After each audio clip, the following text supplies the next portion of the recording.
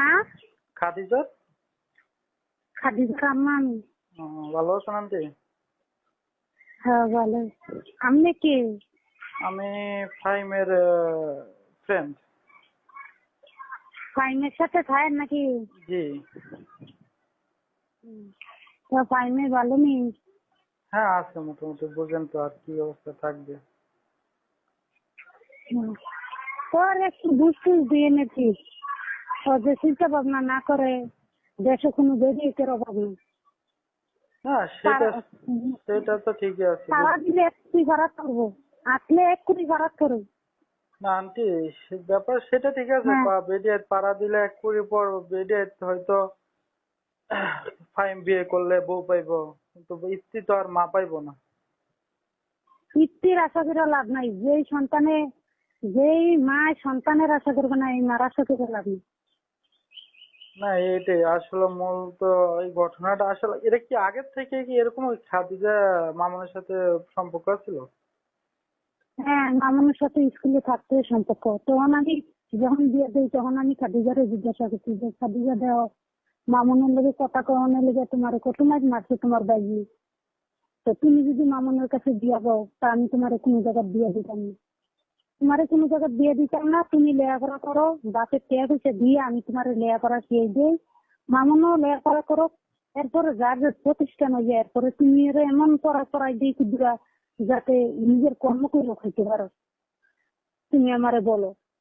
তখন খাদিজা বলছে না আম্মা, আমার ঠিকই আমি কথা বলি, কিন্তু কান্নারা খুশি হইয়া যেখানে দেন এখানে আমি খাই, আমার এখানে আমি যাই, আমি আপনারা মান সম্মানের দিকটা পাই। মামনের লোকের কথা কইছি জানি মামনের সাথে বিয়াবে না, তা কোনো কথা না। যেমনি দিছি এমনি 4 বছর সংসার করছে, ছেলে হয়েছে, ছেলে দিন মাথা রাখছে না, ওখানে খাইবো, মাটিতে রাখছে না, কি করে খাইবো? হ্যাঁ এমন ব্যাপার যত্ন আসলে করে সেটাই। ছেলের পাইয়া ঘরের মধ্যে রাখিয়া, অথচ সরু সরাইয়া ইংরেজিতে কবিতাও পারে আমার নাতি দেয়া হেমন করে যে খাদি যায় এমন করে ফেলে দেবো, তো কোনোদিন তো কল্পনা করছি না। তো ওটা আমার কর্মের দোষ, ওর কোনো দোষ নেই।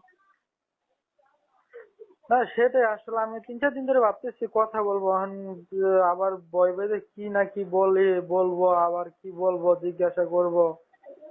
তো আসলে দুঃখ ফাইমরে দেখলে বা কিছু বলতে ইচ্ছে হইলো যে বলি না, যে থাক, মন খারাপ হইব, থাকি একটু দূরে দূরে, বা হয়তো ডাক্তার দিয়ে খাওয়া টাওয়া সময় হলে খাওয়াই, এইভাবেই থাকতেছি।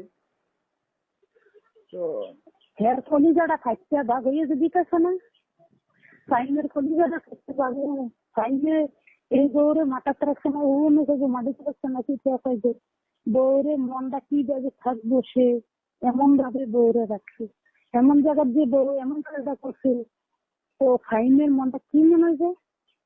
না এইটাই ফাহিমে তো বউর জন্য আর খাদিজার জন্য অনেক, যে চাইছে যখন যেটা বলছে খাদিজা এটাই করছে। বলছে যে আমার ভাল আমি লাগে না, আমি পারতে ভাল লাগতেছে না। আমার তো ও বলতেছে, আমার বলতেছে কামাল আমি তো দেশে যাবো। তো ফার্স্ট টাইম যখন বিয়ে করে সে আইছে, কিছুদিন পরেই মানে 1-1.5 মাস পরে আমার বলতেছে কামাল আমি দেশে যাবো, ভালো লাগতেছে না। ঠিক আছে, তো দেশে যাইলে সমস্যা নেই, যা। তা আমিও বইলা টইলা আরো ইয়ে করছিলাম, দেশে যা, টাকা পয়সা সমস্যা হইলে আমি আছি। পরে আরো ইয়ে করে পাঠাইছি, যা। পরে তো দেশে গিয়ে 1-1.5 মাসের মতো থাইকে আসলো।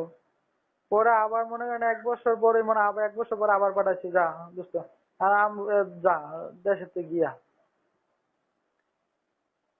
তো এই হ্যাঁ, পরিস্থিতি তখন যখন যেটা খাদিজা চাইছে এটাই মনে করেন